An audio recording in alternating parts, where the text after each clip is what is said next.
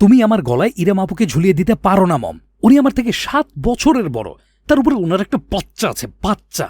God dam, আমি পারবো না ওনাকে বিয়ে করতে। গলা নিচে, একদম চিৎকার চেঁচামেচি করবে না। পরিস্থিতির জটিলতা বোঝার চেষ্টা করো। কিচ্ছু বুঝতে চাই না আমি, কিচ্ছু না। ফর গড সেক, এটা আমার জীবন, সরকারি খেলার মাঠ না। তুমি একজন প্রাপ্তবয়স্ক ছেলের সঙ্গে এইভাবে জোর জবরদস্তি করতে পারো না। আমি কোনোদিন ইরাম আপুকে বিয়ে করব না, কোনো দিন না। আমার কথাটা একবার। না না না এবং না। No, never, never ever in my life I will marry a senior woman. বদ্ধ দরজার ওপাশ থেকে ভেসে আসছে চিৎকার করে বলা কথাগুলো। কোনো রাগ ঢাক নেই, সবটাই দিনের আলোর মতন পরিষ্কার প্রকাশ্য। ডাইনিং টেবিলের পাশের চেয়ারে নিশ্চুপ বসে আছে ইরাম। সামনেই দুটো স্যান্ডউইচ এবং কফি রাখা। খাবার আর গলা দিয়ে নামবে না তার। এবার কিছুটা ভাঙচুরের শব্দ আসছে। বাড়ির আদরের দুলার হয়তো নিজের রাগ ঝড়বস্তুর ওপর মেটাচ্ছে। অস্বাভাবিক নয়, ভীষণ স্বাভাবিক প্রতিক্রিয়া। তার জায়গায় ইরাম থাকলে হয়তো এমনটাই করতো। কে বলতে পারে? তুই শুনবি না তোর মায়ের কথা? আমি জীবনে কোনোদিন তোর কাছে কিচ্ছু চাইনি। তুই আমার এই একটা ইচ্ছে পূরণ করতে পারবি না? ইচ্ছারও একটা লিমিট থাকে মম। এবার শব্দগুলো এতটা জোরে হচ্ছে যে স্পষ্টভাবে শোনা যাচ্ছে। ইরাম চেয়ারে আর স্থির বসে থাকতে পারল না, হুট করে উঠে গেল। লিভিং রুমের সোফার নরম গতিতে একটি তোয়ালে বিছিয়ে ছোট্ট নিষ্প্রাণ প্রাণটিকে শুইয়ে রেখেছে সে। বেগুনি রঙের কাঁথায় মোড়ানো তুচ্ছ প্রায় এক অস্তিত্ব, মোমের মতো নরম শরীর, গোলাপ রাঙা মুখ, চোখ দুটো বন্ধ যখন খোলা থাকে তখন তাতে এক আকাশ সমান মায়া খেলা করে। ইরাম চুপটি করে নিজের অংশ নিজের সন্তানের কাছে বসত। আলতোভাবে দু হাতের দুটো আঙুল নগণ্য শিশুটির দুই কানে ঠেকালো, যেন ঘুমন্ত অবস্থায় কিচ্ছুটি শুনতে না পায়। জননীর জীবনের নরক যে তার প্রাপ্য নয়। 3 মাস আগে মা নারী শব্দের অলঙ্কার, একজন নারীর জীবনের শ্রেষ্ঠ অর্জন, অমোঘ পরিপূর্ণতা। এতদিন এই শব্দটাকে শুধু পড়া হয়েছে, ডাকা হয়েছে, তবে কোনোদিন অনুভব করা হয়নি। আজ মাতৃত্বের প্রবল জোয়ারে ভেসে গিয়েছে ইরামের হৃদয় অঙ্গন। দুপুরের দিকে ডেলিভারি হয়েছে তার। এখন সন্ধ্যাবেলা। হাসপাতালের কেবিনের শীতল বাতাস আরামদায়ক চাদরে মুড়িয়ে রেখেছে তাকে। মাত্রই দীর্ঘ এক ঘুম পেরিয়ে জেগে উঠেছে সে। বর্তমানে একদৃষ্টে চেয়ে আছে বিছানার ঠিক পাশেই লাগোয়া বেসিনেটে রাখা নবজাতকের দিকে। চেয়েই আছে সে, চোখ ফেরাতে পারছে না। যতবার দেখছে ততবার তার বুকটা আবেগের স্রোতে পূর্ণ হচ্ছে। একটা সময় নিজেকে আর রুখতে পারে না ইরাম। দুহাতে ভর দিয়ে উঠে দাঁড়িয়ে ধীরে ধীরে বেসিনেটের কাছে গেল। আশেপাশে কোনো নার্স নেই, ব্যাপারটা অদ্ভুত লাগলেও তেমন কিছু ভাবল না আপাতত। তার সকল চিন্তা জুড়ে রয়েছে ভূমিষ্ঠ হওয়ার সন্তান। বেসিনেটের ভেতর থেকে ছোট ছোট হাত পা নাড়ছে নবজাতক। সাদা নরম তোয়ালেতে মোড়ানো নাজুক শরীরখানি তার, টকটকে লাল দুটো কান এবং নাক, চোখের পাতা আধখোলা, ত্বকের বড়টা লালচে। যেন দারুণ সুখে কিছু একটা নেচে উঠল ইরামের মাঝে। কাপা কাপা দুহাত বাড়িয়ে অতি সাবধানে সে নবজাতককে তুলে নিল নিজের বুকে। তার ত্বকের উষ্ণতা পেতেই বিড়ালের মতন মৃদু একটা শব্দ করে শিশুটি গুটিসুটি দিয়ে রইল। তীব্র আবেগের অশ্রু জমল ইরামের চোখ জোড়ায়। সন্তানকে বুক চেপে সে কম্পিত গলায় ফিসফিস করে উঠল, আমার সোনা বাচ্চাটা, আমার মানিক, আমার কুচুপু। আম্মু তোমার আশায় কত কাল অপেক্ষার প্রহর গুনেছে, অবশেষে তোমার আসার সময় হলো। দুহাতে হালকা শরীরটা তুলে ধরে তার কপালে চুমু এঁকে দিল ইরাম। তার চোখ বেয়ে এক ফোঁটা অশ্রু গড়িয়ে পড়ল নবজাতকের গাল বরাবর। তাতে নিজের ছোট্ট হাতটা তুলে অস্বাভাবিকভাবে নাড়তে থাকলো শিশুটি। না পারতে মৃদু হাসল ইরাম। আমার দুষ্টু পাখিটা, আর কি নামে ডাকি বলো তো তোমায়? একদম নিজের মুখের কাছে তুলে নবজাতকের কানে ঠোঁট লাগিয়ে ইরাম ফিসফিস করল, ইজান, আমার ইজান সোনা, আমার লক্ষ্মী ছেলেটা। আহ ইরাম হঠাৎ করে নিজের জায়গায় জমে গেল। গোঙানির শব্দ ভেসে আসছে কেবিনের ভেতরে। এতক্ষণ যাবৎ হয়তো শোনা যায়নি, কিংবা ছেলেকে নিয়ে ব্যস্ত থাকায় দরুন ইরাম মনোযোগ দেয়নি। গোঙানির শব্দটা এবার তীব্রতর হয়েছে। ব্যথাতুরু কোনো ধ্বনি এটি নয়, বরং ভীষণ অন্তরঙ্গ অশ্লীল ধরনের মেয়েলি গলার শ্বেতকার। হাসপাতালের কেবিনের ভেতর প্রথমটায় নিজেকেই নিজের বিশ্বাস হলো না ইরামের। দুপুরেই ডেলিভারি হলো, নর্মাল ডেলিভারি। শরীরের ধকলের কারণে হয়তো কল্পনা করছে। বেবি, আসতে প্লিজ। নবজাতক ইজানকে পুনরায় বেসিনেটে নামিয়ে রাখতে গিয়ে দ্বিতীয় দফায় থমকালো ইরাম। কান খাড়া হয়ে রইল তার। না, এবার কোনো ভুল নয়, সত্যি এমন সুখের আহাজারি ভেসে আসছে তার কানে।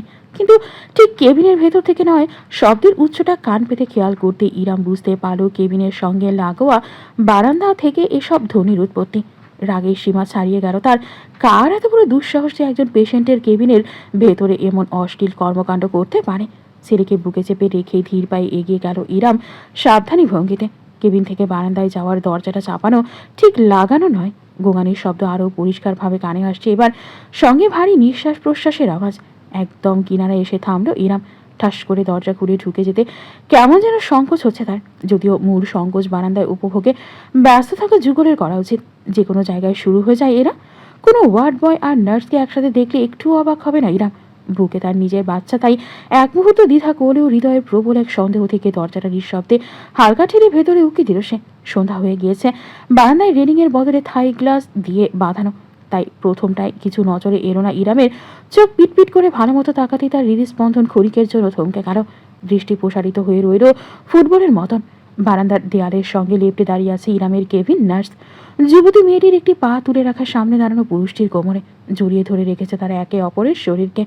নার্সের পোশাকের নিম্নাংশ অগোছানো, ঠিক তেমনভাবেই পুরুষটির পরনের সাদা শার্টের বোতাম খোলা। বুক বেয়ে ঘামের ফোঁটা গড়াচ্ছে। মেয়েটির ঘাড়ে মুখ গোজা উভয়ে শিরশির করে কেঁপে উঠছে নিজেদের অভিসারের গভীরত্বে। ইরাম অবাক হলো না, সরেও গেল না, শুধু স্থির দাঁড়িয়ে থাকলো নিষ্প্রাণ এক পুতুলের মতন। তার বুকে কুই কুই করে উঠল ইজান, অথচ নব্য জননী সেই শব্দটুকুও শুনতে পেল না। তার দুই নয়ন আবদ্ধ এক যুগলের অভিসার পানে, যেখানে থাকা পুরুষটি তার স্বামী, তার সন্তানের জন্মদাতা পিতা অরণ্য মির্জা সওদাগর। ইরাম যে দরজায় এসে দাঁড়িয়েছে সেটা অরণ্য টের পেয়েছে। লোকটি তার গায়ের গন্ধ অব্দি কীভাবে যেন শুকে ফেলে। নার্সের ঘাড়ে গুজে রাখা মুখটা সে সামান্য একটু তুলল। একজোড়া শকুনি দৃষ্টি মিলিত হলো ইরামের সঙ্গে। অরণ্যর অসম্ভব সুদর্শন মুখমণ্ডল জুড়ে ঘামের ফোঁটা চিকচিক করছে মুক্তোর দানার মতন। উজ্জ্বল ফর্সতকে অভিসারের তপ্ততায় ফুটে উঠেছে লালচে বর্ণ, চৌছোড়া কালোই, তবে তাতে জলজল করছে এক জনমের ক্ষুধা। সরাসরি ইরামের দিকে তাকিয়ে নার্সের শরীরে আরও গভীরভাবে ঝুঁকল সে। তার গভীরতম ছোঁয়ায় উন্মাদ যুবতী নার্স ঢলে পড়ল, কেঁপে কেঁপে উঠে অরণ্যের পিঠ খামছে ধোল। অরণ্য ঠোঁটে তীর্যক হাসি ফুটিয়ে নার্সের ঠোঁটজোড়া দখল করে নিল। চুম্বন নয়, রীতিমতো কামড়ে ধরল বহুদিন যাবৎ ক্ষুধার্ত থাকা হায়নার মতন। আর দেখতে পারল না ইরাম। তড়িঘড়ি করে সে বারান্দা ছেড়ে কেবিনের ভেতরে চলে এলো। কোনো মতে হাতের কাঁপুনি ঠেকিয়ে ছোট্ট ইজানকে সে পুনরায় বেসিনেটে রেখে দিল। অতপর নিজের বিছানায় ধপাস করে বসে রইল রোবটের মতন। ঠিক কতটা সময় একইভাবে পার হলো ঠাউর করতে পারল না সে। মাথার ভেতর দপদপ করছে তার, ভারী নিঃশ্বাস ফেলছে, বুকটা চেপে আসছে ব্যথায়। আজকের দিনটা অন্তত তাকে রেহাই দেয়া যেত। আজ তাদের সন্তানের জন্মদিন। কিছুক্ষণ বাদে কেবিনে ঢুকলো কেবিন নার্স, পরিষ্কার পরিপাটি। ইরামকে ঘুরিয়ে থাকার বদলে বিছানায় বসে থাকতে দেখে নার্স এক লহমায় মতন থমকালো। পরক্ষণে অরণ্য কিছুই হয়নি এমন ভঙ্গিতে গলা খাকারি দিয়ে বলল, আপনি উঠে পড়েছেন? বেশ, আমি কি আপনার জন্য সন্ধ্যার নাস্তা নিয়ে আসি? বিশ্রাম নিন। কেবিনের দরজা খুলে বাইরে বেরিয়ে গেল নার্স। এরপরই বারান্দায় দরজা ছেড়ে ধীর পায়ে ভেতরে এলো অরণ্য। নার্স যতটা পরিপাটি ছিল, অরণ্য ততটাই অগোছালো। শার্টের সবগুলো বোতাম এখনও লাগানো হয়নি। প্যান্টের বেল্টটা টেনে টাইট করতে করতে কেবিনের মাঝখানে এসে দাঁড়ালো সে। ইরাম স্থির চোখে চেয়ে দেখল নিজের স্বামীকে। লোকটাকে এখনও তার স্বামী বলে সম্বোধন করে যাওয়া উচিত কিনা সেটা নিয়ে অবশ্য দ্বিমত আছে তার। অরণ্য আসলেই সুদর্শন। 6 ফুট 2 ইঞ্চি উচ্চতার একটি সুগঠিত পেটানোর শরীর। নিয়মিত জিম করার কারণে শরীর কোনো মেদ নেই। শার্টের ওপরেও তার মাংসপেশির গড়ন বোঝা যায়। প্রথম দফায় তাকিয়ে আন্দাজ করা কঠিন যে লোকটার বয়স ইতিমধ্যে 35 ছুঁয়েছে। ঘন ভ্রু, পুরু ঠোঁট এবং তীক্ষ্ণ চিবুক, কালো বাদামির মিশেল চুলের রঙে। ইরাম চেয়ে দেখল এই সৌন্দর্যে তার বৃতৃষ্ণার ঢেকুর উঠল। সৃষ্টিকর্তা কি নিপুণ হাতে এমন সৌন্দর্য তৈরি করেছেন, অথচ মনটা কি কদর্য। এরকম সুদর্শন আরও একটি মানুষকে চেনে এরাম। অরণ্যের চোখ ধাঁধানো রূপ তাকে যেই সেই সৌন্দর্যকে ঘৃণা করতে শিখিয়েছে।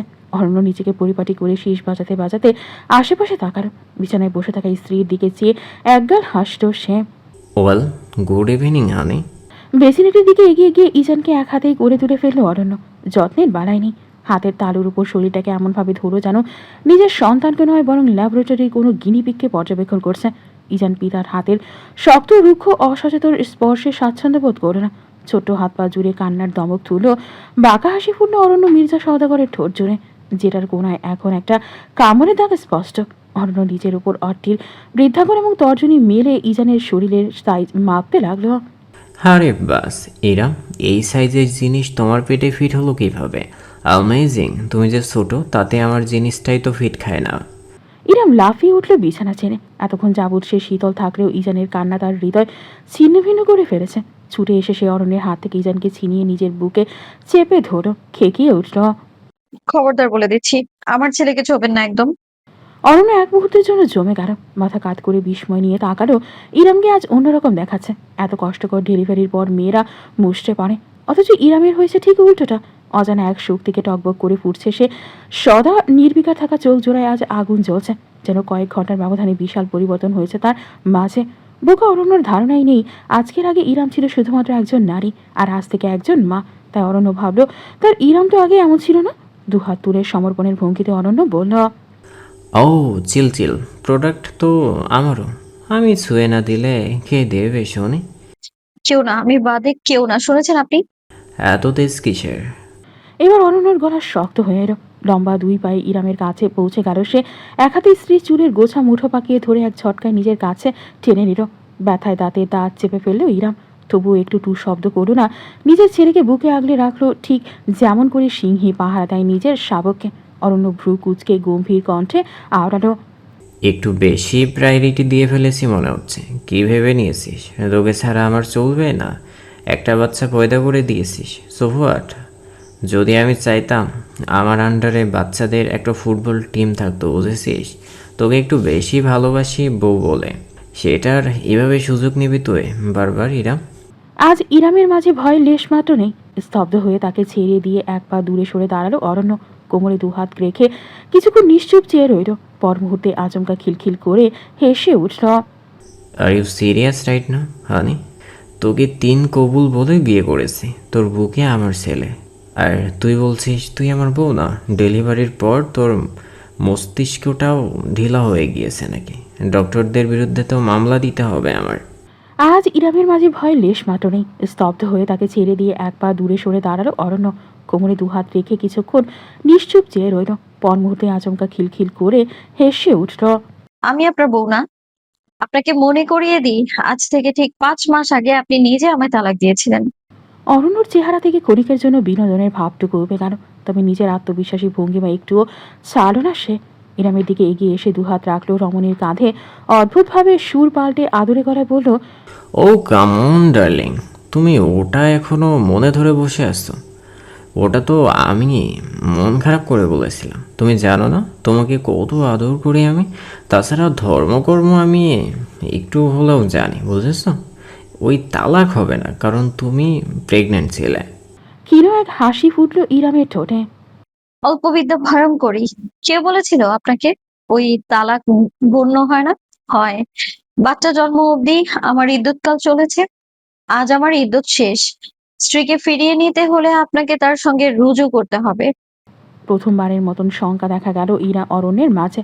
2 মিনিট চুপ থাকলো সে, তারপর খানিকটা গম্ভীর গলা নিজস্ব অহংকারটুকু চেপে বলল, বেশ তো, তবে রোজেই করলাম আমি তোমার সাথে। নিজের কাঁধের উপর থেকে একদম ধীরস্থিরভাবে অরণ্যর হাত দুখানা সরিয়ে পিছিয়ে দাঁড়ালো ইরাম। আরও একবার অরণ্যের মনে হলো সম্পূর্ণ ভিন্ন এক ইরামকে দেখছে সে। দৃঢ় গলায় ইরাম জানালো, আমি আপনার সঙ্গে রুজু করব না মিস্টার অরণ্য মির্জা সওদাগর। আজ থেকে আপনি আমার স্বামী নন, স্রেফ একজন পুরুষ মানুষ, পরপুরুষ। পরপুরুষ তো বেশ, আমিও তো দেখি কিভাবে তুই একটা বাচ্চা বুকে ঘুরে বেড়াস। তোর জন্য আমার দরজা আজীবনের জন্য বন্ধ। দূর হতে পারিস আমার চোখের সামনে থেকে। নিজের পেটের বেয়াদব ফসল। She is I care. Arna নিজের কথা রেখেছে। সত্যিই সে কোনো কেয়ার করেনি। ডিভোর্স পেপারে সাইন হয়েছে, অথচ ইজানকে নিয়ে কাস্টাডির প্রশ্ন ওঠেনি। একদম অঘোষিতভাবেই সমস্ত দায়িত্ব বর্তেছে ইরামের ওপর। সে অবশ্য এমনটাই চেয়ে এসেছিল, তবে বাস্তবতা আমাদের ভাবনার চাইতে বহু কঠিন। এখানে যা চাওয়া হয় তার উল্টোটাই বরং পাওয়া যায়। ইজানকে নিয়ে প্রথম মাসটা ইরাম কাটিয়েছে দুর্বিষহভাবে। না, নিজের বাপের বাড়িতে যায়নি সে। ওই বাড়িটা এখন আর বাপের বাড়ি নেই, বরং ভাইয়ের বাড়িতে পরিণত হয়েছে। সেখানে অন্যদের উপর বোঝা হয়ে গেলে ঠিক তাকে অসম্মান করা হবে। তাছাড়া তার ভাই এই ডিভোর্সের ঘোর বিরোধী ছিল। সাহায্য কামনার প্রশ্নই আসে না। নিজের হাতে থাকা যৎসামান্য কিছু টাকা সম্বল করেই সে উঠে একটি মেস বাসায়। আমাদের সমাজটাও ভীষণই অদ্ভুত। সিঙ্গেল মাদার হওয়াতে তাচ্ছিল্য কম সহ্য করতে হয়নি ইরামকে। তবুও তার সব কিছু সয়ে যাওয়ার একটা মাত্র শক্তি ইজান। নবজাতক নিজেকে জননীকে সামান্য চাহনিতেই ঘায়েল করার ক্ষমতা রাখে, তেমন সে পারে তাকে পুনরুজ্জীবিত করতেও। ইরাম একটা কাজের সন্ধান শুরু করে। মাস্টার্স কমপ্লিট করা হয়েছে তার, অথচ দেশের কর্মসংস্থানের অভাবে সে টের পেতে শুরু করে হাড়ে হাড়ে। একটা 1 মাসের বাচ্চাকে বুকে চেপে এই অফিসারের কেবিন থেকে সেই অফিসারের কেবিন, পিয়নের পিছু পিছু, দালালের পিছু পিছু ছুটে শুধু পায়ের স্যান্ডেলের তলায় ক্ষয় হয়েছে। লাভটা কিছুই হয়নি। কেউ ইরামের উপর দয়া করেনি, না তার দুধের শিশুটার ওপর। একজন উচ্চপদস্থ ব্যাংক কর্মকর্তা অবশ্য দয়া করেছিল। অ্যাপয়েন্টমেন্ট লেটার কনফার্ম, তার বিনিময়ে কোনো ইন্টারভিউ অবধি দিতে হবে না, শুধু ইরামকে সপ্তাহে 1 রাত করে তার সঙ্গে হোটেলে যেতে হবে সঙ্গ দিতে। সেই অ্যাপয়েন্টমেন্টে লেটার ইরাম কুচি কুচি করে ছিঁড়ে ছুঁড়ে মেরে এসেছে লোকটার মুখের ওপর। 3য় মাস গড়াতে গড়াতে অবস্থা গুরুতর হতে শুরু করে। অরণ্য হয়তো ব্যাপারটা আন্দাজ করেছিল। ইরামের সংগ্রাম, একলা চলতে চাওয়ার ভয়াল লড়াই অরণ্যের পক্ষ থেকে তার জন্য শাস্তিস্বরূপ ছিল। যেন অরণ্য ওত পেতে অপেক্ষায় আছে কখন ইরাম সম্পূর্ণভাবে ভাঙবে আর তার দুয়ারে গিয়ে দাঁড়াবে। অদম্য ইরাম যায়নি, নিজে না খেয়ে হলেও ইজানের জরুরি জিনিসপত্র কেনার জন্য টাকা রেখে দিয়েছিল। এদিকে দিন দিন ছোটাছুটি এবং অভাবের কারণে শারীরিক দুর্বলতা দেখা দেয় তার। বেস্ট ফিডিং করাই সে। ইজানের উপর না চাইতেও জননীর ধকলের প্রভাব পড়তে শুরু করে।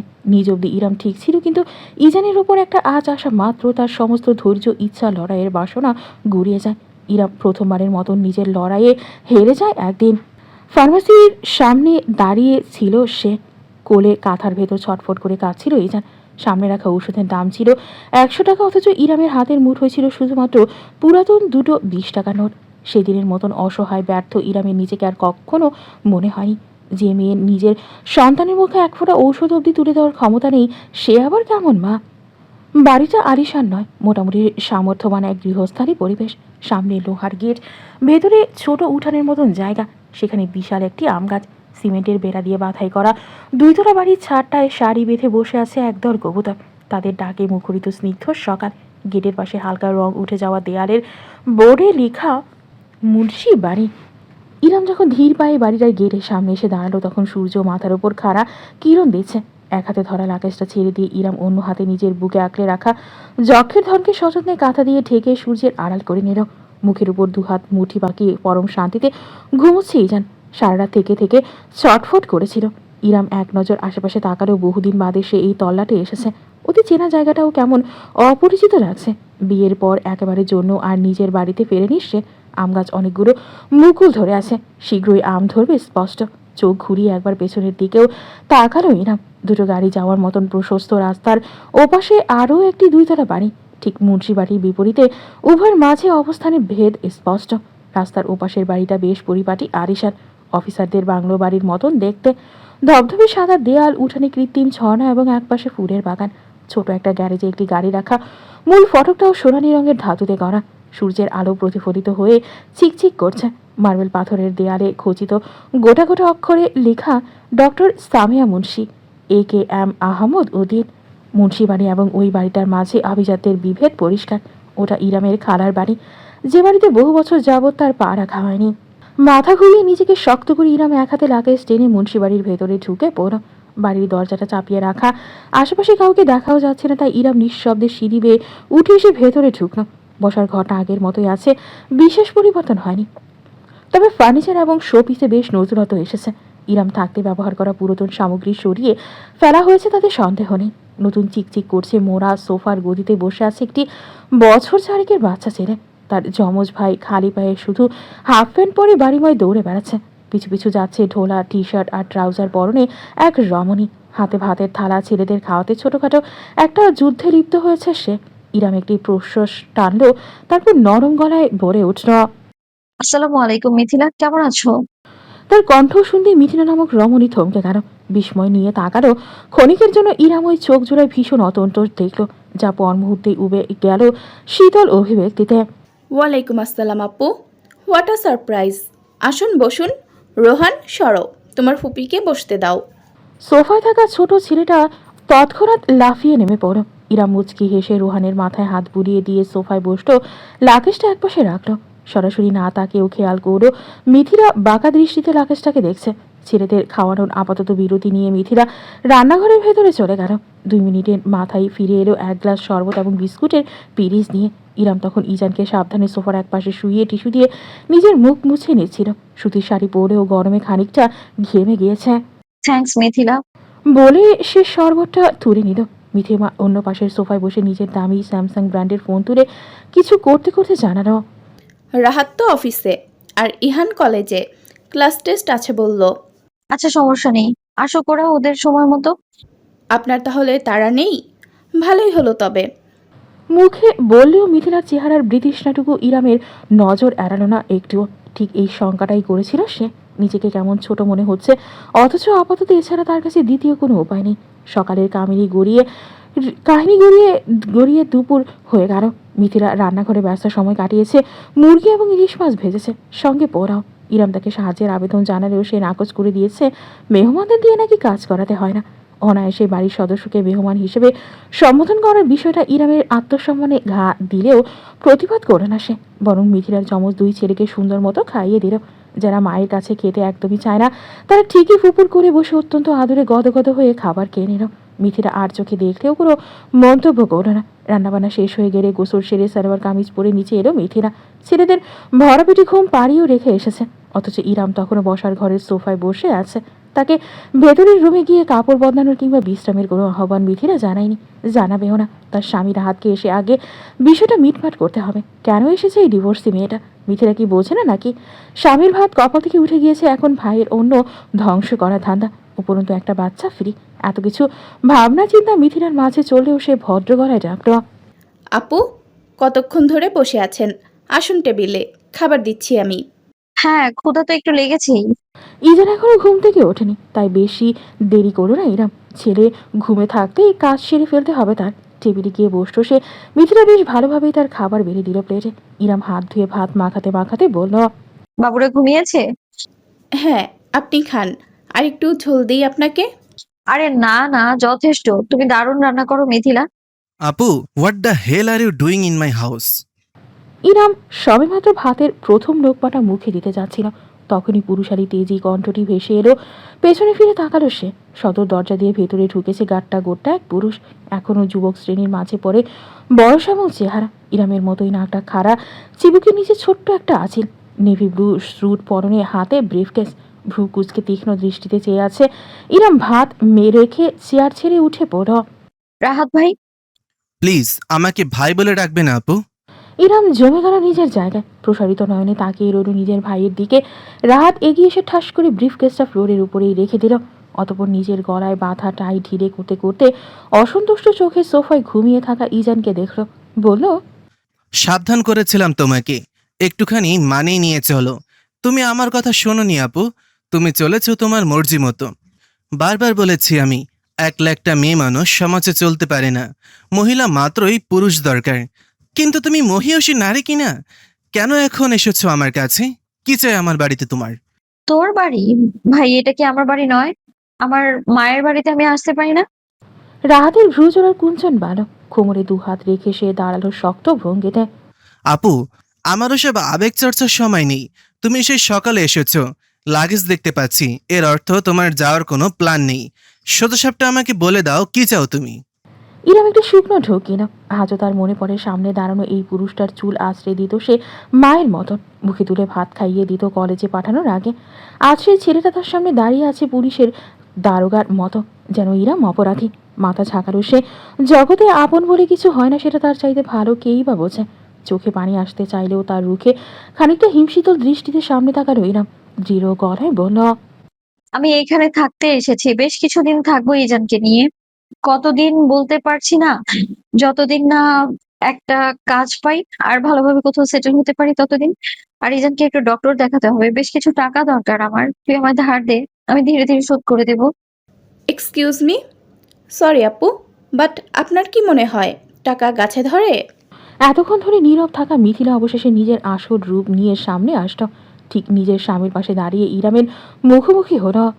আপু, আপনাকে এখনও আপু ডেকে সম্মান দিয়ে কথা বলছি আমি, কিন্তু আপনার মনে হয় না আপনি আমাদের দেয়া এই সম্মানটা টেকেন ফর গ্রান্টেড ধরে ফেলেছেন?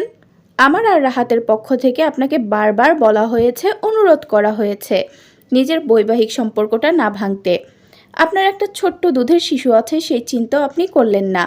নিজের ইচ্ছা মতো যা নয় তাই করেছেন। এখন যখন ঠেকায় পড়েছেন তখনই এখানে এসে হাজির। ইরামের দিকে এক পা এগোলো মিথিলা, বলতে লাগলো, আমার কথা শুনতে হয়তো আপনার খারাপ লাগছে, কিন্তু কিছু করার নেই, এটাই সত্য। আপনার বোঝা উচিত ছিল একজন ডিভোর্সি হওয়ার মানে কি। আপনি বাচ্চা না, ভালোই বোঝেন। এখন এই বাড়িতে আস্তানা গাড়তে চাইছেন? বুঝি না মনে হয় আমরা। আজ বলছেন কিছুদিন, আগামীকাল বলবেন আরও কিছুদিন, এরপর সেই কিছুদিন আর কোনোদিনও শেষ হবে না। আপনার জন্য এই পরিবারের বদনাম হবে। আমার নিজের ছোট ছোট দুটো বাচ্চা আছে, ওদের ওপর আমি আপনার জন্য কোনো আঁচ আসতে দিতে পারি না, তাই না? সমাজে আমাদের একটা নাম আছে, ইজ্জত আছে, সেটা আপনার জন্য ধূলিসাৎ হতে পারে না। নিজের স্ত্রীর কথায় সায় জানালো রাহাত। মিথিলা ঠিক বলেছে আপু, তোমার আমার দিকটাও ভাবা উচিত। এত বড় সংসারটা এখন আমি একাই চালাই। নিজের ছোট্ট দুইটা ছেলে, ইহানের পড়াশোনা, সাংসারিক খরচ তোমার থেকে ভালো কেউ বুঝে না। আমার 70,000 বেতনের চাকরিতেও হিমশিম খেতে হয়, তখন মিথিলা হেল্প করে। আমি চাই না আমার স্ত্রীকে আমার জন্য কোনো কষ্ট সহ্য করতে হোক। তোমার বুঝতে হবে আমার জীবনটাও সহজ নয়। তুমি একা হলে তাও একটা কথা ছিল, আমি দরকার হয় অন্য কোনো জায়গায় একটা রুম দিতাম, কিন্তু তোমার বাচ্চাকে টানার ক্ষমতা আমার নেই। স্তব্ধ হয়ে চেয়ে রইল ইরাম। মুখের কথা তার মুখেই রয়ে গেল, হাতে ঝোল শুকিয়ে গিয়েছে, অথচ ভাতটুকু আর মুখে তোলা হলো না তার। খানিকটা উত্তেজনার শব্দে এর মধ্যে ইজান নড়ে চড়ে উঠেছে। উল্টো ঘুরে তাই তাড়াতাড়ি করে বাটিতে হাত ধুয়ে নিল ইরাম। শাড়ির আঁচড়ে হাত মুছে দ্রুত এগিয়ে গিয়ে সোফা থেকে ছেলেকে কোলে তুলে নিল। তার বুকে মুখ গুজে কুই কুই শব্দ করতে থাকলো ইজান। ছোট্ট অংশকে দোলাতে দোলাতে ইরাম বলল, তুই ঠিক বলেছিস ভাই। দামি ব্র্যান্ডেড ফোন আর ব্র্যান্ডেড ফার্নিচার কেনার পর আসলেই বোনকে দেওয়ার মতো টাকা বাঁচে না। হাতের মুঠো শক্ত হয়ে গেল রাহাতে। প্রথমবারের মতন তার শক্ত চেহারায় বিষাদের ছায়া পড়ল। ছেলেকে নাড়াতে নাড়াতে ইরাম সূক্ষ্ম হেসে জানালো, ভেবেছিলাম আজকে রাতটা অন্তত নিজের মায়ের বাড়িতে জায়গা হবে। জন্ম থেকে এখানেই বড় হয়েছে কিনা একটু অধিকার তো আছে বল। কিন্তু যেখানে আমার হাতের ভাত হাতেই শুকিয়ে যায়, সেখানে অধিকারের বায়না তো বিলাসিতা। আপু, রাহাত এগিয়ে আসতে চাইলেও এক পা, অথচ পাশ থেকে মিথিলা তার বাহু চেপে ধরল। ওখানেই জমে গেল সে, শুধু তাকিয়ে রইল নিষ্পলক। দৃশ্যটা পরিহাসের হাসিতে ছেয়ে রইল ইরামের ঠোঁটে। আর দাঁড়ালো না সে। এই বাড়ির বাতাস দম বন্ধ হয়ে যাচ্ছে। এক হাতে ইজানকে বুকে চেপে অন্য হাতে লাগেজে টেনে দরজার দিকে এগোলো ইরাম। মাঝপথে থামলো, ঘুরে একবার পেছনে তাকালো নিজের ভাইয়ের দিকে। মহান আল্লাহ যদি তোকে কোনোদিনও মেয়ে সন্তান দেয়, তবে জেনে রাখিস ভাই আমার, একটু থেমে এসে যুক্ত করো, মেয়েদের একটাই ঘর, কবর। কাল রাত 2টা বেজে এসেছে, অথচ এই স্থানের উত্তেজনায় বোঝা দুষ্কর। তীব্র মিউজিক এবং বিটের তালে তালে দুলছে যেন গোটা পৃথিবী। তরুণ তরুণীদের উন্মত্ত হুঙ্কার, বাঁধনহারা নাচ এবং দক্ষভাবে বিট নিয়ন্ত্রণ করে বাজানো মিউজিক কেঁপে কেঁপে উঠছে চারপাশ। লাল নীল বাতির ঝলকে চোখ ধাঁধিয়ে যায়। অ্যালকোহলের কড়া ঘ্রাণ ভেসে বেড়াচ্ছে বাতাসে। অনেকের হাতে মোবাইল ফোন পার্টির দৃশ্য ধারণ করে চলেছে। সকলের মনোযোগ আবদ্ধ সামনের ডায়াসের উপর কন্ট্রোল প্যানেলের পাশে দাঁড়ানো ছেলেটার দিকে। পরনে একটা পোলো টি শার্ট এবং ব্যাগি জিন্স। লেদার জ্যাকেটটা খুলে ফেলে রেখেছে পানির বোতলের সঙ্গে। সাদা আলোর ফোয়ারা ছুটছে তার মাথার উপর থেকে, তাতে তার গলা এবং উজ্জ্বল চেহারার জমা ঘামের ফোঁটা চিকচিক দ্রুতি ছড়াচ্ছে। দ্বিগুণ আকর্ষণীয় লাগছে তাকে। তাতে তাকে দেখতে হাফ হাতা পোলো শার্টের কারণে যখনই কন্ট্রোল প্যানেলের বাটনগুলো নিয়ন্ত্রণ করছে, ইকুইলাইজার কমাচ্ছে বাড়াচ্ছে, তখনই তার শক্তিশালী বাইসেপস চোখে পড়ছে। অন্য হাতে কানে ধরে রেখেছে হেডফোন। মিউজিকের তালে তালে শরীর দুলছে তার। তরুণীদের ভিড় ঠিক ডায়াসের আশেপাশেই। সকলে ব্যস্ত মুহূর্তে ক্যামেরাবন্দি করতে। বোতাম নামিয়ে হঠাৎ করেই মাঝপথে মিউজিকের গতি কমিয়ে দিল সে। নীরব উত্তেজনা ভর করল গোটা জায়গায়। প্রতিটি চোখ আবদ্ধ তার পানে। ছেলেটি একটি হাত তুলে নেড়ে মাউথপিস অন করে চিৎকার করে বলল, Come on, everybody, let's dance the night off with DJ. Aladdin, সমস্বরে গর্জে উঠল জনসমুদ্র। বিরাট হাসল সে। তাতে মারির দুই পাশে থাকা দুটো চোচালো দাঁত নজরে পড়ো তীক্ষ্ণ সুচারু। অন্যরকম একটা আবহের বোকরাস ঘটায় তা। আরেক দফায় চেঁচিয়ে উঠল সে, Yes, DJ, Aladdin, DJ. Aladdin, Aladdin. এবার বিটটা ড্রপ করো সে। বিকট জোরালো আওয়াজে বুক কেঁপে উঠল। সঙ্গে সহস্র মানুষ লাফিয়ে উঠল উন্মত্ত উত্তেজনায়। এত কিছুর মাঝেও নিজের পকেটে ভাইব্রেট হতে থাকা ফোনটার অস্তিত্ব ঠিকই টের পেল সে। বোর্ডে মিউজিক কন্টিনিউ রেখে হেডফোন নামিয়ে অপর হাতে দ্রুত ফোনটা রিসিভ করলো সে। Hey, Mom, এখনো শো শেষ হয়নি? বাড়িতে আয়, তোর সাথে জরুরি আলাপ আছে। তুমি কি বলছো আমি কিছুই শুনতে পাচ্ছি না। Okay now, good night most gorgeous mom on planet earth, sleep tight and never call me back, love you. ফোনটা কেটে দিল সে। এক পাশে ছুঁড়ে ফেলে নব উদ্যমে কাজে মনোযোগ দিল। যত বিট বাড়ল ততই বাঁধনহারা রেচে উঠল গোটা জগৎ। ডিজে আলাদিন, আসল নাম সাইবান আলাদিন। প্রফেশনের ক্ষেত্রে আলাদিন টাইটেলটাই ব্যবহার করতে বেশি স্বাচ্ছন্দ্য বোধ করে সাইবান। অন্য নামটি শুধুমাত্র কাছের মানুষদের জন্যই বরাদ্দ। তার অনন্য নামটার জন্য অবশ্য সবসময় বন্ধু মহলে খোটা খেয়ে এসেছে সে। এই যেমন আজ শোয়ের পরপরই যখন ডাফল ব্যাগ হাতে বেরিয়ে আসতো তখনই সামনে থেকে ডাক ছুটে এলো। কি রে আলাদিন, তোর চেরাগ কোথায়? রাস্তার ধারে পার্ক করে রাখা গাড়ির বনেটের উপরে বন্ধুদের আড্ডা জমেছে। পা এলিয়ে বাংলার শেষ নবাবের ভঙ্গিতে শুয়ে আছে নীরব। তার শিষ্য আফরান নিজের বিরাট ইঁদুরে দাঁত কেলাচ্ছে। গ্রুপের তুলনামূলক ভদ্র সদস্য অনুরাগ গাড়ির দরজায় হেলান দিয়ে দাঁড়িয়ে আছে। আরও কয়েকজন ছেলে আছে যারা মাঝে মাঝে সাথে থাকলেও ঠিক উল্লেখ করার মতন বন্ধু নয়। বিশেষ কাছের এই কয়েকজনই সাইবানের নিজের আধ ভেজা চুলে আঙুল চালিয়ে গাড়িটার কাছে এসে দাঁড়ালো। একবার অতর্কিতে শপথ করে আফরানের পেছনে চটাস চটাস দূরে চাপটি বসিয়ে দিল। হেসে বাঁকা হেসে বলল, এই যে আফনানের পেছনে ভরে রেখেছি, খুঁজে দেখবি? তিন তবা, তিন তবা, তিন তবা। আটকে উঠল নীরব। অপরদিকে নিজের পেছন ডলতে ডলতে আফরান আঙুল তুলে অভিযোগ জানালো, আমি শিওর এই ব্যাটার জেন্ডারে প্রবলেম আছে। তোরা লিখে রাখ আমার কথাটা। পুরুষের শরীরের ভিতরে আসলো একটা ভাইপু। দাঁতে ঠোঁট কামড়ে আফরানদের ওপর ঝুঁকে এলো সাইবান। ঘাড়ে চিবুক রেখে বন্ধুর চোখে চোখে তাকিয়ে হঠাৎ করে তর্জনী তুলে ছুঁয়ে দিল সে আফরানের কপাল। সেই লম্বাটে আঙুল বয়ে নামলো ঘাড় অবধি।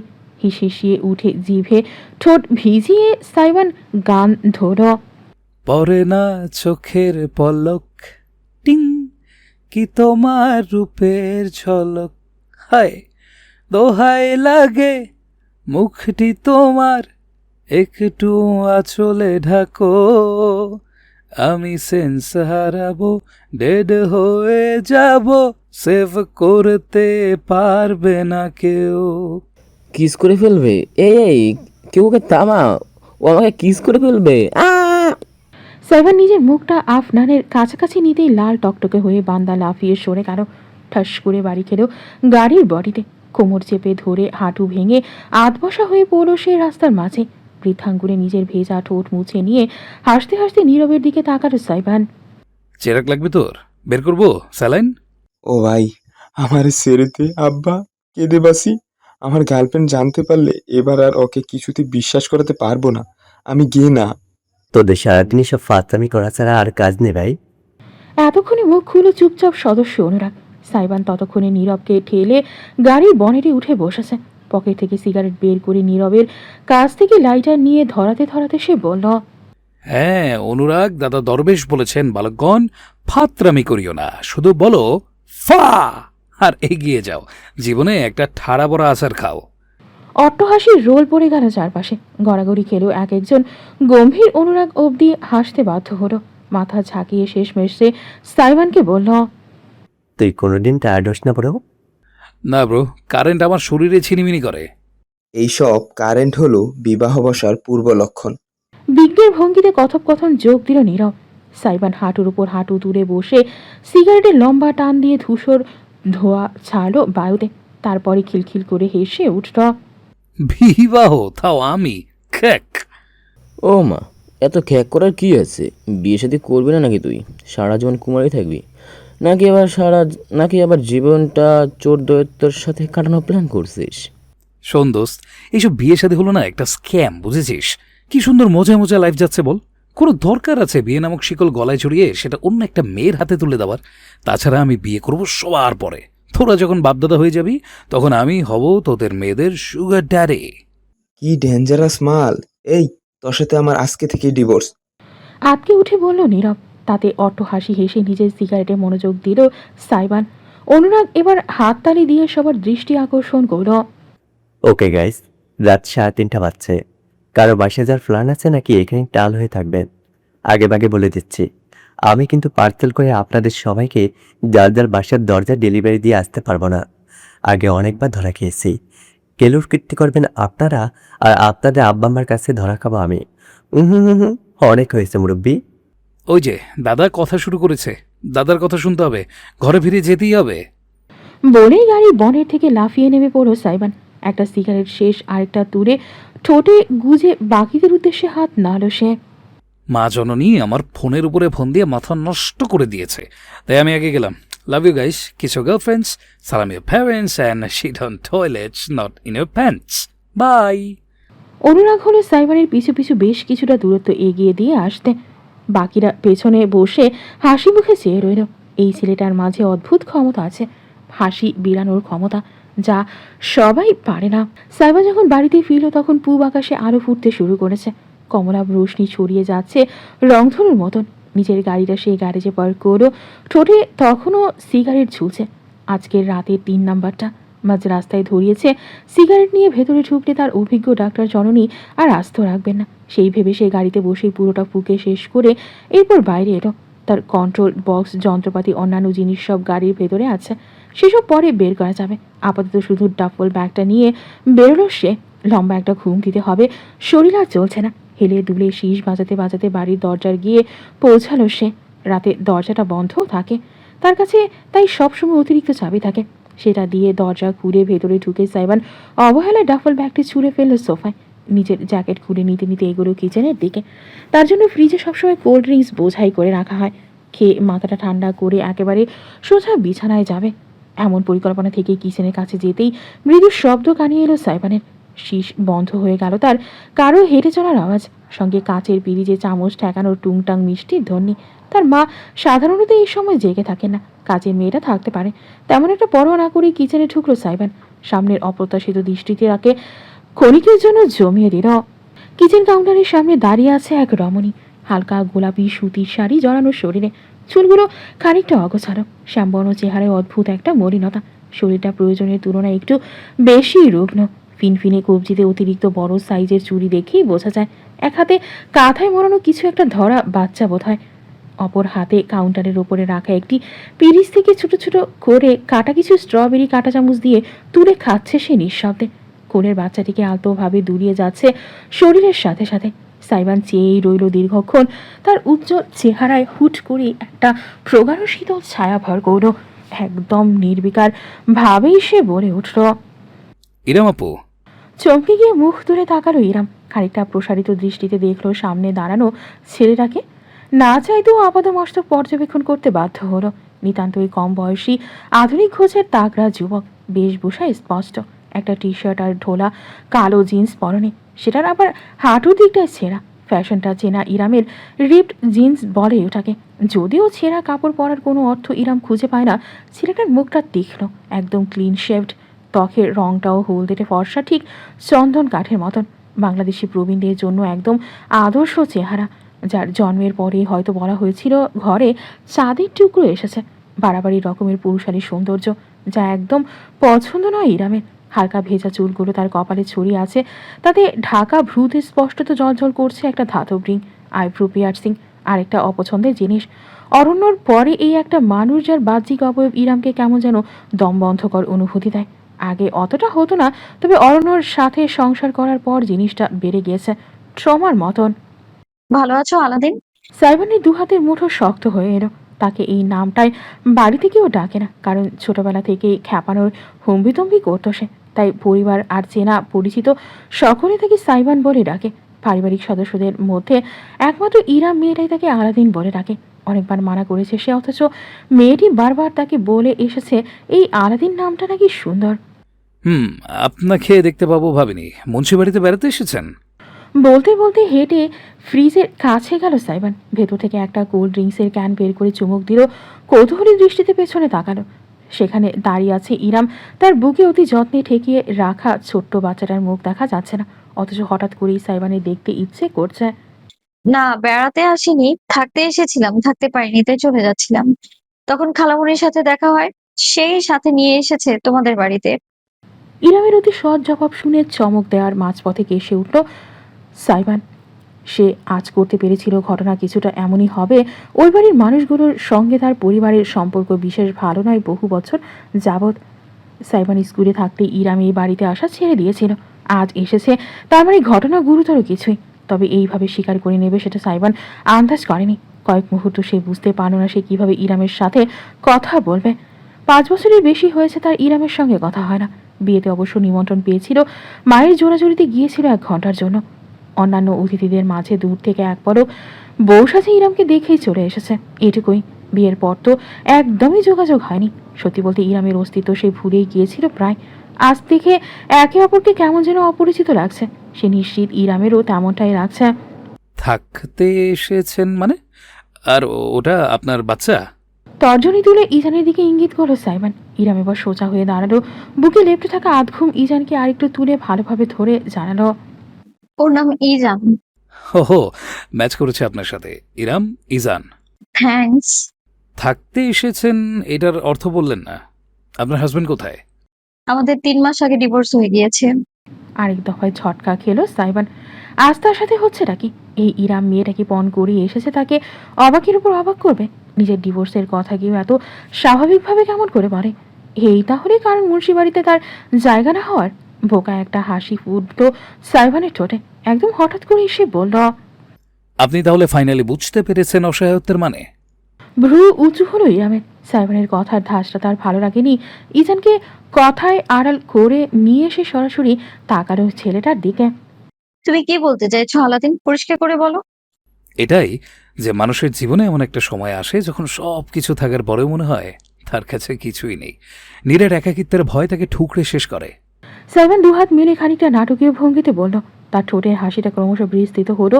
সুচারু চোখে ইরাম আর একজনের নজর আড়ালে থাকা ইজানকে দেখে সে যুক্ত করল, আপনি অবশেষে একাকিত্ব টের পেয়েছেন। যাই হোক, এনজয় দ্য নাইট। আমার ভীষণ ঘুম পাচ্ছে। বাগে থাকলে পরে দেখা হবে। 2 হাতে সেলুট ঠুকে শীষ বাজিয়ে ব্যাপরোয়া ভঙ্গিতে কিচেন থেকে বেরিয়ে গেল সাইবান। ইরাম নিজের জায়গায় স্থির দাঁড়িয়ে ছেলেটা চলার পথে তাকিয়ে রইল। সাইবানের শেষ কথাগুলো তার ভেতরের কোথাও একটা আঘাত করেছে। যেন ছেলেটা কোনো কারণে ইরামের উপর রেগে আছে, যার সাথে ঠিকমতো কথাই হয়নি বহু বছর যাবৎ। তার অজানা ক্রোধের কারণটা ইরাম হাজার ভেবে উন্মোচন করতে পারল না। বেশি ভাবার সময় অবশ্য সে পেল না। ইজান কেঁদে উঠতেই ছেলের দিকে মনোযোগী হতে হলো তাকে। দুপুরবেলা এমনিতেই শো শেষ করে এসে সাইবান সন্ধ্যার আগে ঘুম থেকে ওঠে না। তবে আজ দুপুর 2টার দিকেই তার ঘুম ভেঙে গেল। অনেক চেষ্টা করেও পুনরায় ঘুম ফিরিয়ে আনা গেল না। তাই উঠে পড়ে একটা লম্বা গোসল সেরে সে নিজের রুম থেকে বের হলো। ভীষণ ক্ষুধা লেগেছে। রাত প্রায় 12টা যাবৎ পেটে কিছুই পড়েনি। দ্রুতই সে ডাইনিং রুমে চলে এলো। জানে খাবারের আয়োজন হবে আজ, না হলেও অবশ্য তার জন্য সবসময় হটপট ভর্তি থাকে। আজও ব্যতিক্রম নেই। টেবিলে ভর্তি সুস্বাদু খাবারের পদে ভাত খিচুড়ি দুটোই আছে, কারণ সাইবানের খিচুড়ি পছন্দ। ডিম ভাজা, মুরগির তরকারির, খাসির কাবাব, আর সালাদ আর আচার। আরও কিছু ছোটোখাটো শাকসবজির পদ আছে যেসবের প্রতি মনোযোগ দেওয়ার প্রয়োজন বোধ করল না সাইবান। চেয়ার টেনে ধপাস করে বসে পড়ল সে। দ্রুতই প্লেটে পাহাড়ের মতন খিচুড়ি বেড়ে নিয়ে আমের আচারের দিকে হাত বাড়ালো। অপর পাশের চেয়ারে বসে ছেলের কর্মকাণ্ড দেখলেন ডক্টর সামিয়া মুন্সি। হাসপাতালের ইমার্জেন্সি থেকে তিনি 8 ঘন্টা আগেই ফিরেছেন। বিকেল নাগাদ আবার চলেও যেতে হবে বিধায় পরিপাটি শাড়ি বদলানি। চামড়ার চশমার আড়াল থেকে ভ্রুকুটি করে তিনি দেখলেন কিভাবে সাইবানের ভেজা চুল বেয়ে টপ টপ করে পানি গড়াচ্ছে। কতবার বলেছি গোসলের পর মাথাটা ভালো মতো মুছতে হয়, নতুবা ঠান্ডা লাগবে।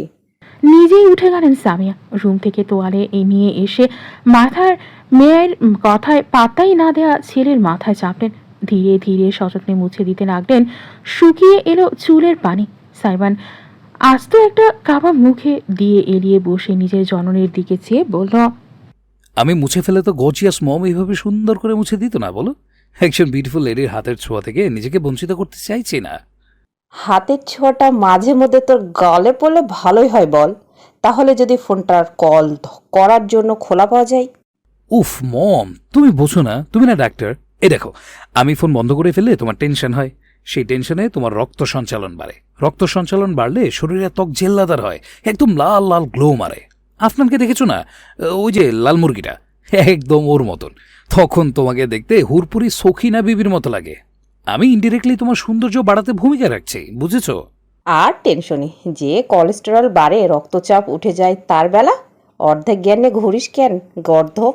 ছেলের মাথায় চটি দিতেই খিলখিল করে হেসে উঠল সাইবান। অদূরে চেয়ারে বসে দৃশ্যটি চোখ মিলে দেখলো ইরাম। কি সুন্দর একটা সহজ সম্পর্ক মা ছেলের মাঝে, একদম বন্ধুর মতন। এরকম কোনো সম্পর্ক কি সে ভবিষ্যতে ইরানের সঙ্গে গড়তে পারবে? সামিয়া নিজের চেয়ারে ফিরে এলেন। সকলেই খাওয়া শুরু করেছে। তিনি ইরামের প্লেটের দিকে তাকালেন। কতটা অল্প পরিমাণে খাবার নিয়েছে সেটা দেখে অসন্তোষ জানালেন। ইরাম, কাজটা ভালো করছিস না মামুনি। তোর শরীরে তো একটা প্রয়োজন আছে নাকি? উপরোক্ত ব্রেস্ট ফিডিং করাস, একটু মাত্র খাবারের শরীর নিজের চাহিদা মেটাবে নাকি অতিরিক্ত শক্তির যোগান দেবে বলতো? বলতে বলতে তিনি বেশ খানিকটা পুষ্টিকর সালাদ এবং আরও কিছু কাবাব ইরামের প্লেটে তুলে দিলেন। বেশি বেশি প্রোটিন খেতে হবে, সঙ্গে সুষমভাবে সব কিছু। তোর চেহারায় বোঝা যাচ্ছে প্রেগনেন্সিতে অপুষ্টিতে ভুগেছিস। না খালামণি, ঠিক আছে, আমি খাচ্ছি। আস্তে করে জবাব দিল ইরাম। সাইবার নিজের প্লেটের খিচুড়ি চামচ দিয়ে খেতে খেতে একবার আর চোখে ইরামকে দেখলেও বিশেষ কোনো মন্তব্য করল না। সামিয়া খাবার বেড়ে দেওয়া সুগন্ধাকে বললেন, সুগন্ধা, আমি চলে যাওয়ার পর মনে করে কিন্তু সন্ধ্যায় ইরামকে হালকা নাস্তার সঙ্গে ফল দিবি। খানিকটা দই রাখবি সাথে, যেন পারফেক্ট ব্যালেন্স থাকে। আর করিমকে আমি বাজারে পাঠিয়েছি, এলে চেক করে দেখিস লিস্ট ধরে। কিছু ফর্মুলা মিল্ক লিখে দিয়েছি, ওগুলা কি এনেছি কিনা। ঠিক আছে আম্মা, আপনি একটু টেনশন নিয়েন না, আমি সব সামলাই নিব। কথোপকথন শুনে কান খাড়া করে ফেলল ইরাম। দ্রুত বলল, না না খালামণি, এত কিছু করতে হবে না তোমাকে। ইজান ঘুমিয়েছে, ওর ঘুম ভাঙলেই চলে যাব আমি। কোথায় যাবি? খালার প্রশ্নে থমকালো ইরাম।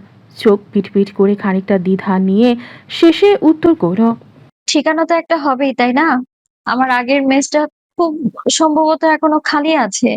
না থাকলেও সমস্যা নেই, রুমমেট মেয়েটা ভালো, ওর সাথে কয়েকটা দিন থাকা যাবে। তুমি চিন্তা করো না, আমি ব্যবস্থা করে ফেলবো। আজীবন তো সবার জন্যই ব্যবস্থা করে এসেছি, আর কত। ইরাম হাতের মুঠো শক্ত করে ফেলল, নিজের প্লেটের দিকে চেয়ে বলল, আর কারো কথা জানি না, কিন্তু আমি সত্যি কারো উপর বোঝা হতে ইচ্ছুক নই খালামণি। তুমি আমাকে তোমার বাসায় একটা রাত থাকতে দিয়েছো, এর কৃতজ্ঞতা আমি কেমন করে মেটাবো জানি না। আমায় আর ঋণী করো না। যার আপন মানুষের এই দায়িত্ব আর এড়িয়ে গিয়েছে, তার প্রতি তোমার কোনো কর্তব্য নেই। হ্যাঁ, যে অসহায় মেয়েটির প্রতি সকল দায়িত্ব স্বামী, ভাই, পরিবার সবাই এড়িয়ে গিয়েছে, সেই মেয়েটার প্রতি আমার কোনো দায়িত্ববোধ নেই, কিন্তু আমার ঘরের বউয়ের জন্য আছে। থু। দাঁতের নিচে এলাচে কামড় পড়ে ঠিক ওই মুহূর্তে ঝটকা দিয়ে উঠল সাইমান। হাতের চামচটা তার মেঝেতে পড়ে ছনছন শব্দ তুলল, অথচ মুখের এলাচ তার মুখেই রয়ে গেল। বিস্ফোরিত দৃষ্টি শেষে তাকালো নিজের মায়ের দিকে। কি বললে তুমি mom? My future daughter in law, yes, you heard that right birdie. স্মিত হেসে ছেলেকে ঠিক তার স্টাইলে জবাব দিলেন সামিয়া। অনুরাগের বাচ্চা, তুই উগান্ডায় থাকিস কি অ্যামাজনে? এক্ষুনি আমার বাসায় আসবি তুই, ঠিক এই মুহূর্তে। ঘড়ি ধরে শুধু 20 মিনিট দেখবো আমি। এসে আমার মমকে বোঝা, মহিলা পাগল হয়ে গিয়েছে। 30 বছর ধরে মানুষ কাটাকাটি করতে করতে ব্রেইনের মাদার বোর্ড ফেটে গিয়েছে। এই মহিলাকে তুই বোঝা অনুরাগ। সাইবানের রুমটা 2 তলায়, অথচ সেখান থেকে নিচতলা অবধি তার চিৎকার চেঁচামেচির আওয়াজে স্পষ্ট ভেসে আসছে। ছেলের দারুণ হম্বিতম্বিতে বেপাত্তা সামিয়া সোফায় বসে পা ঝুরিয়ে ঝুরিয়ে আয়েশ করে পায়েস খাচ্ছেন। মধ্যখানে বিপাকে পড়ে যাওয়া ইরাম দাঁড়িয়ে দাঁড়িয়ে কাণ্ড কারখানা দেখছে। মা ছেলের মাঝে এ কেমন দ্বৈরথ! হাসা উচিত নাকি দুঃখ করা উচিত বোঝা মুশকিল। কাজের মেয়ে সুগন্ধ অবশ্য একদম স্বাভাবিক।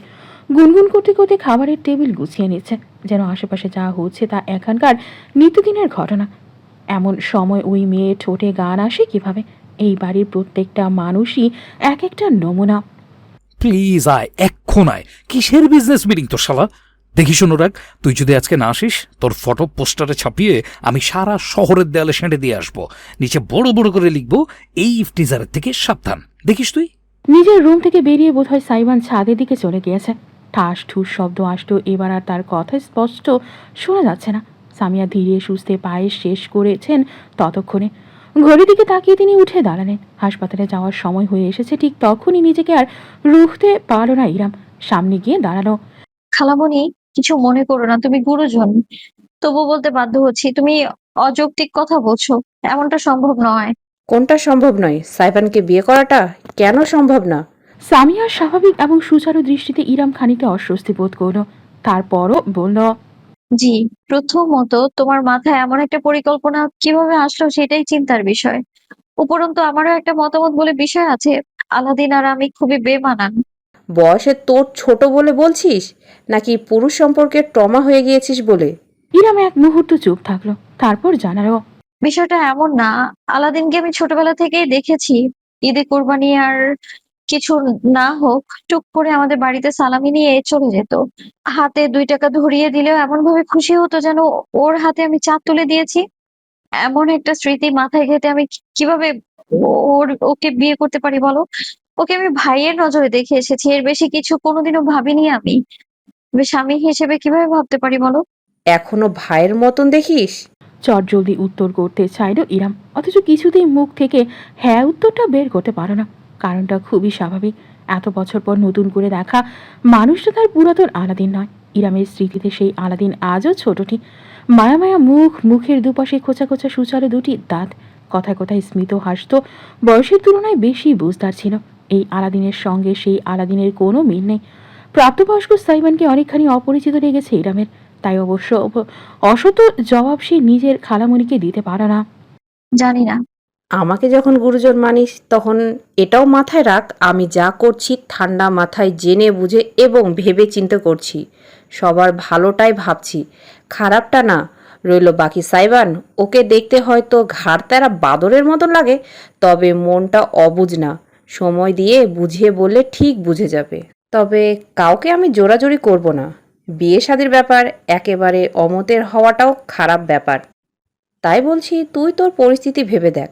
আজকের দিনটার সময় নে, ভালো মতো চিন্তা কর। প্লিজ যুক্তি দিয়ে ভাবিস, আবেগ দিয়ে না।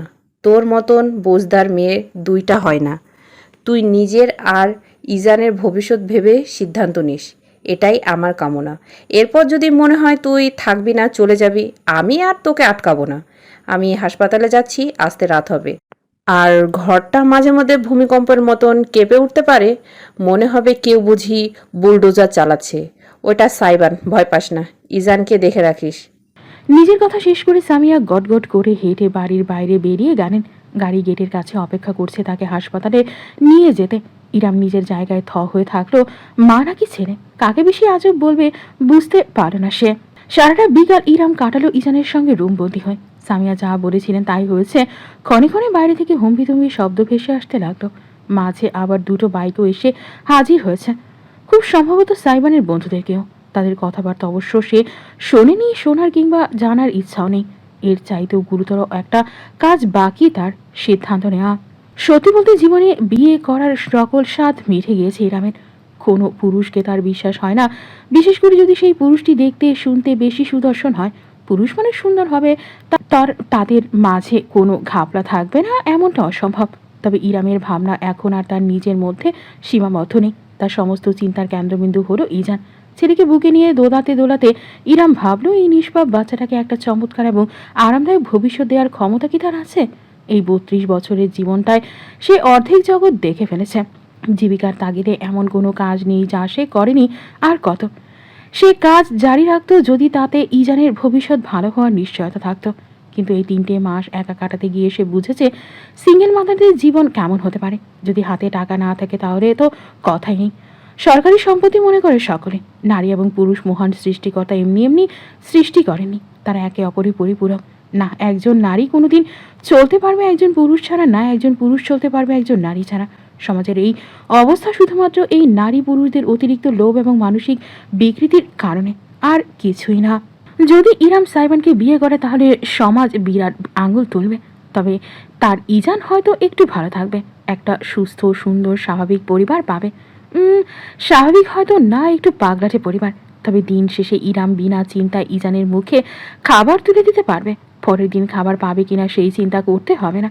আর্থিক এবং সামাজিক নিরাপত্তা যা এখন খুব করে দরকার ইরামের। সামিয়া বাড়িতে ফিরে এলেন সন্ধ্যার পর। কাজ একটু দ্রুতই শেষ করেছেন তিনি, না হলে ফিরতে রাত হয় তার। তবে বাড়ির পরিস্থিতি বিবেচনা করে চলে এসেছেন। ইরাম তখন টেবিলে বসেছে, সুগন্ধা তাকে নাস্তা দিয়েছে, স্যান্ডউইচ, কফি আর সামিয়ার নির্দেশ মতো ফল। ইজানকে দূরিয়ে যাচ্ছে, সে মাত্রই দুধ খাইয়েছে। এখন ছেলেটা তার আবার ঘুমাবে। ঘুমিয়ে ঠুলুঠুলু করছে চোখ। ইরান মৃদু হেসে গুনগুন করে যাচ্ছে, আয় আয় চাঁদ মামা, টিপ দিয়ে যা, চাঁদের কপালে চাঁদ টিপ দিয়ে যা, আমার কুচু সোনাটা। ইরানের মুখটা অসংখ্য চুমুতে ভরিয়ে দিল ইরাম। বিনিময়ে ছেলে তার ছোট্ট দুখানা হাত দিয়ে আঁকড়ে ধরল তার গাল। দৃশ্যটি অদূর থেকে নিষ্পলক নয়নে দেখলেন সামিয়া। তার বুকটা ভীষণ উষ্ণতার জোয়ারে টইটুম্বর হলো। হঠাৎ মৃদু পায়ের শব্দে ইরাম এবং সামিয়া দুজনে মুখ ঘুরিয়ে তাকালেন। 2 তলার সিঁড়ি বেয়ে নিচে নেমে এলো সাইবান। পরনে একটা হাফহাতা কালো টি শার্ট আর ঢোলা ট্রাউজার। হাফহাতা হওয়ায় তার শক্ত গরনের ফোলা বাহু চোখে পড়ছে স্পষ্টত। টি শার্টের কাপড় বুকের ওপর চেপে বসেছে, ভাগ ভাগ করা পেশির গঠন চোখে পড়ছে কেবল। শুধু খুব সম্ভবত শরীর চর্চা জাতীয় কোনো কাজ করছিল, তাই এমন রূপ। ইরামের দিকে এক দফাও দৃষ্টি না ফেলে সে সোজাসুজি তাকালো সামিয়ার দিকে। Hey bro. সাইবানের কণ্ঠস্বরটা অতিরিক্ত শান্ত শোনানো, যেটা তার চরিত্রের সঙ্গে বেমানান। চোখ পিট পিট করলো ইরাম। এই ছেলে এভাবে কাকে সম্বোধন করলো? হতবাক হয়ে গেল সে যখন নিজের অ্যাপ্রন খুলে চেয়ারে ঝুলিয়ে রাখতে রাখতে সামিয়া উত্তর করলেন, বল ব্রো। রুমে চলো, তোমার সাথে প্রাইভেট কথা আছে আমার। ওকে চল। সামিয়া সাইবানের পিছু পিছু নিচতলার একটা রুমের ভেতর আড়াল হয়ে গেলেন। দরজাটা ঠাস করে লেগে গেল। ইরাম স্তব্ধ হয়ে বসে চেয়েই রইল। সামিয়া পরনের শাড়ির কুচিটা খানিক ঢিলাঢালা করে বিছানায় বসলেন। সাইবান অযথাই শব্দ করে দরজাটা বন্ধ করে সেটাই ঠেস দিয়ে দাঁড়িয়েছে। বুকে দুবাহু ভাঁজ করে রেখে তীক্ষ্ণ দৃষ্টিতে জননীকে দেখছে। বল, কি বলবি? আমার না টায়ার্ড লাগছে, গোসল সেরে একটা লম্বা ঘুম দিতে হবে। সাইবানের ভ্রুজোড়ায় তীব্র কুঞ্চন সৃষ্টি হলো। বাম দ্রুত থাকা পিয়ার্সিং হালকা হলুদাভ আলোয় জলজল করে উঠল। What's going inside your pretty little head? What do you think my boy? এবার সত্যি বিরক্ত বোধ করল সাইবান। হেলান ছেড়ে ভেতরে এগিয়ে গেল সে। Mom please don't play with me. আমি আর ছোট বাচ্চা না, কয়েক মাস আগেই 25তম জন্মদিন পালন করেছি। ওহ, অনেক বড় হয়ে গিয়েছিস। এতটাও বড় হয়নি যে আমাকে বিয়ে দিতে উঠে পড়ে লাগতে হবে তোমার। উঠে পড়ে লাগলাম কোথায়? আমি সির্ফ আমার বাড়ির বউ হিসেবে কাকে পছন্দ করেছি সেটাই জানিয়েছি। এতে তুই এত লম্পট ঝম্পট করছিস কেন? কেন করছি তুমি জানো না? আমি আজ অবধি তোমার একটা কথাও ফেলিনি, তুমি জানো। তবে এটা ফেলে দে, মানা করেছি নাকি? নিজের কপালে আঙ্গুল ঘষে রাগ নিয়ন্ত্রণ করলো সাইবান। মেজাজ গরম হয়ে যাচ্ছে তার। পান থেকে চুন খসলে সে গরম তাওয়ার মতন ছ্যাত করে ওঠে। সেখানে সে এতক্ষণ যাবৎ নিজেকে শান্ত রেখেছে, এই বেশি। বরের বউ মাই ফুট, একটা 32 বছরের ডিভোর্সি মহিলার সঙ্গে একটা পরপুরুষের বাচ্চা। খুব ভালো চয়েস তোমার মম। সাইবান আলাদিন। সামিয়ার শীতলতম কণ্ঠস্বর ভেসে আসতেই সাইবান না চাইতেও সামান্য কেঁপে উঠল। জননীর এই কণ্ঠটা তার বহু অচেনা। কারে ভদ্রে কখনো শোনা যায়। তার সম্পূর্ণ নাম নিয়ে ডাকার অর্থ সামিয়ার মজার মুহূর্তে নেই, তিনি বাস্তবতায় আছেন। মানুষকে মানুষ হিসেবে সম্মান দিতে না জানলে তাকে নিয়ে কথা বলা বাদ দে। বড় শুধু গায়ে গতরেই হয়েছিস, চরিত্রে না। কথাটা ভীষণ গায়ে লাগলো সাইবানের। হাতের মুঠো শক্ত করে ফেললো সে। একটা পর মেয়ে যার এর আগে কোনো হদিস অব্দি ছিল না, হঠাৎ করে উদয় হয়েছে তার জন্য আজ সে নিজের মায়ের কাছে এইভাবে কথা শুনছে, বিষয়টা মানতে নারাজ তার অন্তর। সামিয়া নিজের বিছানা ছেড়ে উঠে দাঁড়ালেন। ছেলের মুখোমুখি হয়ে বললেন, আমি কেন ইরামকে এ বাড়ির বউ বানাতে চাচ্ছি জানতে চাস তো? বেশ, তবে শোন। বাপ মারা যাওয়ার পর থেকে ইরাম একা হাতে 2 ভাইকে মানুষ করেছে। নিজের পাগল মা, 2টা ভাইয়ের পড়াশোনা, তাদের খরচ, পরিবারের খরচ সব একা হাতে টেনেছে ওই একটা মেয়ে। পরিবারের বড় মেয়ে কিনা, কত কষ্ট করে নিজের পরিবারকে টেনে মানুষ করেছে সেটা তোর আমার নিজের চোখে দেখা। সামান্য সাহায্যটুকু কোনোদিন নেয়নি। শুধু ঈদের সময় উৎসবের নামে কিছু কাপড় চোপড় দিতে পারতাম ভাগ্নে ভাগ্নিদের। এরপর তো সেটা বন্ধ হয়ে গেল। আমরাও খোঁজ নেওয়া ছেড়ে দিয়েছিলাম। তুই দেখেছিস কি অবস্থার মধ্যে দিয়ে গিয়েছে মেয়েটা। বিয়ে হলো, বাচ্চা হলো, স্বামীর ঘরটাও অবধি শান্তিতে করতে পারলো না। যখন সব হারিয়ে শুধু একটা যক্ষের ধনকে নিয়ে ভাইয়ের বাড়িতে আসলো, তখন ভাইটা তাকে রাখলো না।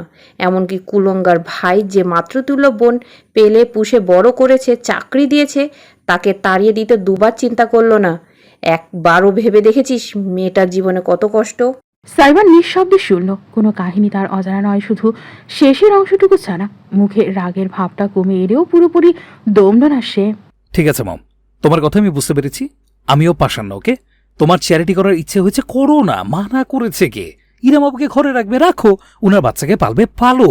আমার কন্ট্রিবিউশন চাইলে আমি প্রতি মাসে সেটাও করব, কিন্তু সোজা বিয়ে পর্যন্ত টেনে নেওয়ার মানে কি? সামিয়াকে এবার বেশ অসন্তুষ্ট মনে হলো। চ্যারিটি কন্ট্রিবিউশন কবে এত অধপতন হলো তোর? ছোটবেলায় এত ইরাম আপু করতেছিস, জানিস না তার আত্মমর্যাদা কোথায়? তোর মনে হয় আমরা চ্যারিটি করতে চাইলে সে হাত পেতে নেবে? মধ্যবিত্তকে আর কিছু আল্লাহ দিক না দিক আত্মসম্মানটুকু দেয় ভরে ভরে। হাত পাতার মতন অবস্থায় তারা হাত মুঠ করে ঠোঁট কামড়ে লড়ে যায়। ভিন্ন দিকে তাকিয়ে আগের তুলনায় কিছুটা শান্ত গলা দিয়ে যুক্ত করলেন, তাছাড়া আমার বাসায় একটা প্রাপ্তবয়স্ক ছেলে আছে আর একজন প্রাপ্তবয়স্ক মেয়ে। উপরোক্ত ডিভোর্সি খালাতো বোনকে দিনের পর দিন বাড়িতে জায়গা দিলেও সমাজের সমস্যা হয়ে যাবে। খাওয়া পড়া তারা দিক বা না দিক, সালিশটা ঠিকই বসাবে। 32 বছরের মেয়ের সাথে 25 বছরের একটা ছেলেকে বিয়ে দিলে সমাজ সালিশ বসাবে না বলছো? অবশ্যই বসাবে, আর বড় সালিশ বসাবে। কিন্তু তখন অন্তত আমি গলা চড়িয়ে আমার ঘরের বউয়ের সম্মান বাঁচাতে লড়তে পারবো। বুঝলাম। হঠাৎ করে উল্টো ঘুরে দরজার মাঝে ধরাম করে একটা শক্তিশালী ঘুষি বসিয়ে দিল সাইবান। প্রবলভাবে কেঁপে উঠল চারপাশ, ভয়ানক একটা শব্দ হলো। এটাই বুঝলাম যে বাড়ির একমাত্র ছেলে সবসময় আদরের দুলাল হয় না, মাঝে মাঝে বলির পাঠাও হয়। ভাঙচুরের শব্দ আরম্ভ হলো তৎক্ষণাৎ। সাইবানের হাতের ধাক্কায় শো পিস, দেয়ালের ফটো ফ্রেম সব আছড়ে পড়তে লাগলো মেঝেতে। আমি পারবো না ওনাকে বিয়ে করতে। গলা নিচে, একদম চিৎকার চেঁচামেচি করবি না। পরিস্থিতি জটিলতা বোঝার চেষ্টা কর। ছেলেকে সামলাতে চাইলেন সামিয়া, কিন্তু পারলেন না। তার ছেলে সাক্ষাৎ ঝড়, ঝড়কে কাবু করাটা মুশকিল। আমি কোনোদিন ইরাম আপুকে বিয়ে করব না, কোনো দিন না। আমার কথাটা একবার। না না না এবং না। No, never, never ever in my life I will marry senior woman. Fine, করবি না বিয়ে, করিস না, রাখিস না আমার কথাটা। আমার কিচ্ছু যায় আসে না। আমি নিজেরটা আর ইরামেরটা বুঝে নেব, ঠিক আছে? শুধু এরপর আর কোনোদিন আমার মুখ থেকে তোর কাছে কোনো চাওয়া উচ্চারিত হবে না, এতটুকু জেনে রাখিস। সাইবান হঠাৎ করেই জমে গেল, জট করে পেছনে ফিরে তাকালো। বহু বছর বাদে সেদিন রাতে প্রথমবারের মতন ছেলের তেজি দৃষ্টির মাঝে অসহায়ত্ব দেখলেন সামিয়া। সারা রাত ঘুম হয়নি ইরামের। ছটফট করেছে সে। দরজার বাইরে থেকে যে চিৎকার চেঁচামেচি সে শুনেছে, এরপর যেভাবে সাইবানকে ঝড়ের বেগে বাড়ি থেকে বেরিয়ে যেতে দেখেছে, তাতে শান্তি মেলা ভার। তার জন্য মা ছেলের মাঝে একটা অঘোষিত যুদ্ধ শুরু হয়ে গেছে। বিষয়টা খুব খারাপ লেগেছে তার। আজকেই চলে যাবে সে, তাতে যা হওয়ার দেখা যাবে। ইজান বরাবরের মতোই ঘুমাচ্ছে। ভোর রাতের দিকে খাইয়ে তাকে শুয়েছে ইরাম। ছেড়ে ঘুমে থাকতেই সে নিজের লাগেজ টেনে ছোট্ট একটা ব্যাগ বের করলো। উপর করে ঢেলে দিল সমস্তটা। দুটো পুরাতন 20 টাকার নোট, সঙ্গে একটা রূপোর আংটি পাওয়া গেল। এই আংটিটা তার অতি শখের। বাবার গড়িয়ে দেওয়া শেষ স্মৃতি, শেষ সম্বল। মৃত্যুর আগ অবধি বস্তুটাকে হাতছাড়া করতে চায়নি সে। কিন্তু ইজানের ঘুমন্ত ছোট্ট মুখটা নজরে আসতেই সিদ্ধান্ত নিতে দেরি হলো না তার। পুরাতন বাটন ফোনটা তুলে কল করলো। ওপাশ থেকে রিসিভ হতেই বলল, হ্যাঁ আমি। আমাকে শুধু 2 দিন থাকতে দেবে? কথা দিচ্ছি কোনো সমস্যা করবো না। শুধু ইজানকে ডক্টর দেখাবো আর নতুন মেস দেখে উঠে পড়বো। জরুরি দরকার, প্লিজ যদি একটু ব্যবস্থা করা যায়। হ্যাঁ, ও থ্যাঙ্কস, সত্যি অনেক কৃতজ্ঞ থাকলাম। আমি দুপুরের আগেই চলে আসবো। ওকে, রাখছি। হ্যাঁ। ফোনটা কেটে একটি স্বস্তির নিঃশ্বাস ফেলল ইরাম। আগামী 2-3 দিনের জোগাড় হয়েছে। এবার শুধু খালামণিকে বলে কোনো ভালো শিশু বিশেষজ্ঞের সন্ধান নিয়ে ফিরে যাবে। ইজানকে পাতলা কম্বল টেনে ঢেকে কপালে একটু চুমু দিয়ে রুম থেকে বেরিয়ে এলো ইরাম। সামিয়ার রুমটা নিচতলায়, কিন্তু একদম অপর পাশে। ডাইনিং রুম ঘুরে যেতে হবে। ডাইনিং রুমের ভেতরে পা রাখতে ইরাম থমকাতে বাধ্য হলো, কারণ টেবিলে বসে আছে সাইবান স্বয়ং। ফিরো কখন? রাগ শেষ? মুখ দেখে তো মনে হচ্ছে না। টেবিলে বড়সড় একটা আর্ট পেপার ছড়িয়ে মার্কার দিয়ে খচখচ করে কিছু লিখছে ছেলেটা। অত্যন্ত মনোযোগী দৃষ্টি। হাতছাড়া ট্যাঙ্ক টপ আর জিন্স পরনে, শার্ট ছিল সেটা ছুঁড়ে ফেলে রেখেছে সোফার ওপর। ইরাম না পারতে খানিকটা কৌতূহলী হয়ে কাছে সরে ওকে দিল। একটা পোস্টার বানিয়েছে সাইবান, তাতে গোটা গোটা অক্ষরে লেখা, প্রফেশনাল হাজব্যান্ড, প্রফেশনাল হাজব্যান্ড। আপনি কি অসহায়, একাকিত্বের ভার বইতে পারছেন না?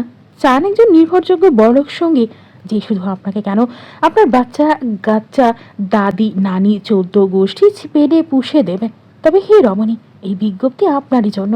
আপনার বয়স যত বড়ই হোক না কেন, তার চাইতেও বড় হতে হবে আপনার মন, যেন সেখানে আমার জায়গা হলেও কুমতলবের জায়গা না হয়। আপনাদের সেবায় আছি আমি, professional husband Saiban Aladdin. Booking করতে আজই যোগাযোগ করুন এই নাম্বারে। Professional husband 01। প্রথমবারের মতন সদা শান্ত ইরামও আতকে না উঠে পারল না। এই ছেলের মাথা আসলেই নষ্ট, পুরোপুরি নষ্ট। সাইবান মার্গারের ক্যাপ ঠোঁটে গুজে রেখে তার দিকে তাকালো। পরক্ষণে বাঁকা হেসে লাফিয়ে টেবিল থেকে নেমে পড়ল। হেলে দুলে পোস্টার নিয়ে বাড়ির বাইরে চলে গেল। ইরাম না পারতে ছুটে গেল তার পেছু পেছু। বাড়ির বাইরে গেটের কাছের দেয়ালে আঠা দিয়ে সুন্দর করে পোস্টারটা লাগাচ্ছে সাইবান। দারোয়ান একপাশে দাঁড়িয়ে হাঁ করে ঘরের ছেলের কাহিনী দেখছে। ইরাম হাঁপাতে হাঁপাতে পৌঁছালো। আলাদিন, তোমার মাথা খারাপ হয়ে গিয়েছে? না তো, আমার মাথায় একদম চকাচক আছে, নতুন বিজনেস আইডিয়া পেয়েছি। যদি আমাকে ব্যবহৃত হতেই হয় তবে ভালো মতোই হই। কি বলেন আপু? ইরাম আর সইতে পারো না, এগিয়ে গিয়ে খপ করে সাইবানের একটা হাত পাকড়াও করো, অপর হাতে সদা বসানো পোস্টারটা দেয়াল থেকে ছিঁড়ে উঠিয়ে ছুঁড়ে ফেললো রাস্তায়। ক্রুদ্ধ দৃষ্টিতে দেখলো সাইবানকে, এই মুহূর্তে বেশ খানিকটা বিস্ময় নিয়ে তার হাতে ধরা নিজের হাতটার দিকে চেয়ে আছে। একটা 32 বছরের ডিভোর্সি মহিলার সঙ্গে একটা পরপুরুষের বাচ্চা নিয়ে খুব সমস্যায় পড়ে গিয়েছো, তাই না? Sorry, sorry. চলে যাচ্ছি, শান্তিতে থেকো তুমি। তবুও just stop this nonsense, will you? ইরামের দৃঢ় কণ্ঠস্বরে সাইবানের চেহারায় অদ্ভুতরে একটা অভিব্যক্তি ফুটে উঠল। পাল্টা বাঁকা হেসে দৃপ্ত গলায় সে বলল, কোথায় চলে যাবেন? লম্পট স্বামীর কাছে? Well, not happening any more. হঠাৎ করে আমার অন্যের হক মেরে দেওয়ার ভীষণ রকম ক্রেভিংস উঠেছে, তাই সে হকটা হোক আপনার এক্স হাজবেন্ডের। হাসপাতাল থেকে মাত্রই ফোন এসেছে, জরুরি এক পেশেন্টকে দেখতে হবে, তাই বিশ্রাম অসম্পূর্ণ রেখেই সামিয়া হন্তদন্ত হয়ে নিজের রুম থেকে তৈরি হয়ে এলেন। ড্রাইভারকে কল দিয়ে গাড়ি রেডি রাখতে বলেছেন। চোখের চশমাটা লাগিয়ে সদর দরজার সামনে যেতেই অদ্ভুত দৃশ্যটা চোখে পড়ল তার। সাইবান এবং ইরাম দুজন পাশাপাশি হেঁটে বাড়ির ভেতরে ঢুকছে। সাইবানের মুখটা দেখে অপরাধ বোধ হলো সামিয়ার। গতকাল রাতে ওইভাবে ছেলের ওপর চিৎকার করাটা উচিত হয়নি তার। সাইবান তার ইচ্ছায় বিয়ে করতে নাই চাইতে পারে, তবে সামিয়া নিজের মেজাজ হারিয়ে ঠিক করেননি, তাই এত ব্যস্ততার মাঝেও ছেলের মুখোমুখি দাঁড়ালেন তিনি। মম, সরি। সাইবান থামলো, ভ্রু তুলে জননীর দিকে চেয়ে রইল। ইরাম তাদের পাশ কাটিয়ে খানিকটা দূরে সরে দাঁড়ানো। সামিয়া একটি নিঃশ্বাস ফেলে দ্রুত বললেন, আমি জবরদস্তি করে ফেলেছি ঠিকই। গত রাতে আমার কি হয়ে গিয়েছিল জানি না, মনে হচ্ছে আমি সঠিকটাই ভাবছি, আবার এখন এটাও মনে হচ্ছে আমি নিজের ছেলের সঙ্গে জোরাজুরি করে ফেলেছি। তাই মম, সরি। আমি সবার ভালোটা ভাবছি, তবে তোদের কারো মনের কথা ভাবছি না। শুধু চেয়েছি ইজান নামের নিষ্পাপ বাচ্চাটা একটা সুন্দর ভবিষ্যৎ পাক। মমের ওপর অভিমান করিস না, তোকে রুষ্ট দেখলে আমার কষ্ট হয়। একটু নিঃশ্বাস ফেলল সাইবান, দু হাত তুলে জননীর কাঁধে রাখল। সরিটা আর মাত্র 2 মিনিট 17 সেকেন্ড আগে বললে ভালো হতো ব্রো। কেন ব্রো? বাঁকা হাসল সাইবান, এক নজর তির্যক দৃষ্টি নিক্ষেপ করলো ইরামের দিকে। কোর্ট ম্যারেজ করবে নাকি ধুমধাম অনুষ্ঠান করবে? কয়েক মুহূর্ত ইরাম এমনকি সামিয়া অব্দিও প্রতিক্রিয়া করতে পারেন না। দুজনই ফ্যালফ্যাল করা অবিশ্বাস মাখা দৃষ্টিতে তাকিয়ে রইল সাইবানের দিকে। বান্দা নিশ্চল বিনহিত, যেন এই মাত্র সে কোনো বিস্ফোরণ ঘটায়নি। সামিয়া আর নিজেকে নিয়ন্ত্রণ করতে পারেন না, দুইটা লাফ দিয়ে বসলেন বয়স্ক শরীরেও। বিরাট হাসিতে উজ্জ্বল হয়ে পড়ল তার চেহারা। উত্তেজনা সামাল দিতে না পেরে কাঁপতে কাঁপতে ছেলেকে বললেন, হাসপাতালে পেশেন্ট অপেক্ষা করছে, আমি এক্ষুনি যাচ্ছি। ট্রিটমেন্ট শেষ, সবাইকে মিষ্টি খাইয়ে বাসায় ফিরিয়ে প্ল্যানিংয়ে বস। Love you bro. হো রে পিরিত রে, সম্পত্তির ভাগটা যেন কপাল ছাড়া না হয় সেই চিন্তায় সারা রাত ঘুম হয়নি। আপনাকে এখন আমার প্রতি পিরিত দেখাতে হবে না, শুধু প্রপার্টি পেপারে সাইন করে দিলেই চলবে। Clean deal. চোখ টিপ দিল সাইমন, খিলখিল করে হেসে তাকে জড়িয়ে ধরে পিঠে কয়েকটা উৎসাহী চাপড় দিয়ে সামিয়া দ্রুত এগোলেন। বাইরে অপেক্ষা করে গাড়িটা চড়ে বসলেন। খোলা দরজা দিয়ে যতক্ষণ তার গাড়িটা দেখা গেল ততক্ষণ হাসি মুখে চেয়ে থাকলো সাইমন। তারপরই তার ঠোঁটের হাসিটুকু মুছে গেল, ভর করো গম্ভীরতা। অদূরে দাঁড়ানো ইরামের দিকে ফিরে তাকালো সাইমন, ভাব গাম্ভীর্যপূর্ণ কণ্ঠে বলল, একদম ফালতু চিন্তা মাথায় ঢোকাবেন না। আমি আজ অবধি মমের কোনো কথা অমান্য করিনি, কোনো ইচ্ছা অপূর্ণ রাখিনি। মৃত্যুর আগ অবধি মম মুখ থেকে যা একবার উচ্চারণ করবে তাই আমি তার জন্য করব, এটাই আমার প্রতিজ্ঞা। মম যদি আমার কলিজা কেটে তার পায়ের সামনে রাখতে বলে আমি সেটাও করব। সেখানে আপনাকে বিয়ে করাটা বিশেষ ব্যাপার না, মাথায় রাখবেন। I don't care about you or that child. Iram নিঃশব্দে শুনে গেল। সাইমন কথাগুলো বলে ডাইনিং টেবিলের কাছে গিয়ে দাঁড়ালো। চুপচাপ একটা ব্রেডের প্যাকেট খুলে ফ্রিজ থেকে জ্যামের কৌটা নিয়ে এসে ব্রেডে লাগাতে লাগাতে দ্বিতীয় দফায় বলল, আপনার একটা টাইটেল দরকার, আমি আপনাকে আমার স্ট্রিট টাইটেলটা দেব, ব্যাস এটুকুই। আপনি আপনার মতো, আমি আমার মতো। আমার পার্সোনাল লাইফে দখলদারি করতে আসবেন না, আমিও আপনার পার্সোনাল লাইফে যাব না।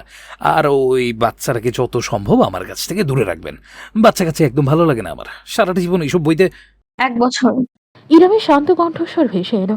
সাইমন জমে গেল, ভ্রু তুলে তাকিয়ে দেখলো রমণীকে। এক দৃষ্টি তাকেই দেখছে। 1 বছর আলাদিন, বড় জোর 2 বছর।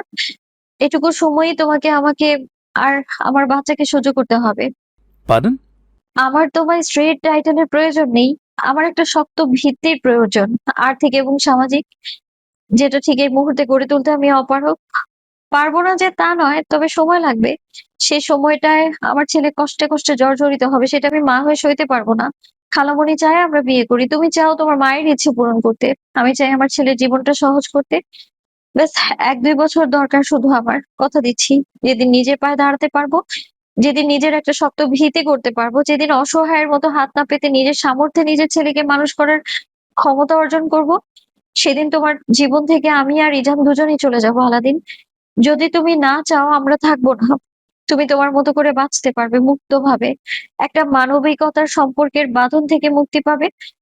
তুমি ছেলে মানুষ, তাছাড়া তোমার যে পরিচিত চেহারা, তাতে তোমার জন্য ভবিষ্যতে মেয়ের অভাব পড়বে না। ডিভোর্স মেয়েদের জন্য শেষ, কিন্তু ছেলেদের জন্য নতুন শুরু। আমি নিজের ক্যারিয়ার গড়তে পারলে আমাকে ডিভোর্স দিয়ে দেবেন ইরাম আপু?